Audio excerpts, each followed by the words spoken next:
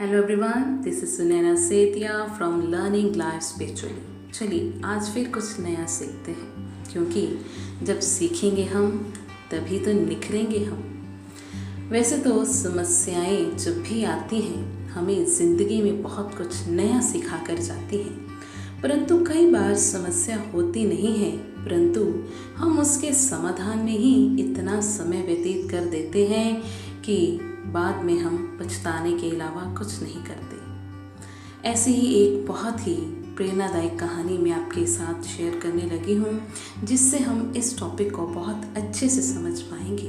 कहानी का शीर्षक है बुद्धि की परीक्षा। एक बार एक राजा की कोई संतान नहीं थी।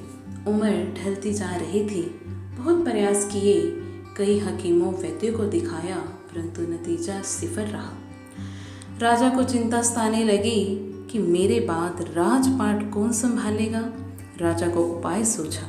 महल के भीतर एक नया महल बनवाया। उसके मुख्य द्वार पर बीज गणित का एक सूत्र लिखवाया और पूरे राज्य में मुनादी पिटवाई कि जो भी व्यक्ति इस सूत्र को हल कर लेगा उसके बाद यह द्वार खुल जाएगा, वही इस महल का स्वामी व राज्य का उत्तराधिकारी होगा।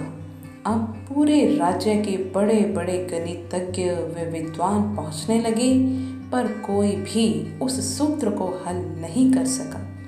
राजा की चिंता बढ़ने लगी। कुछ दिन बाद प्रयास करने वाले आने बंद हो गए। राजा ने पास के राज्यों में भी ढिंढोरा पिटवा दिया। प्रलोभन अच्छा था, बहुत से लोग आने लगे, पर किसी से भी सूत्र हल नहीं हुआ।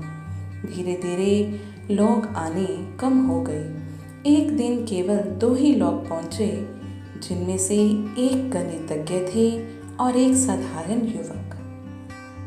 युवक के जीर्ण शीर्ण वस्त्र देखकर द्वारपाल उसे क्रोधित हो भगाने लगे। तुमसे ना हो सकेगा, जाओ। राजा की दृष्टि पड़ी तो युवक को रुकवाया गया। राजा बोले, पहले युवक को ही अवसर प्रदान किया जाए।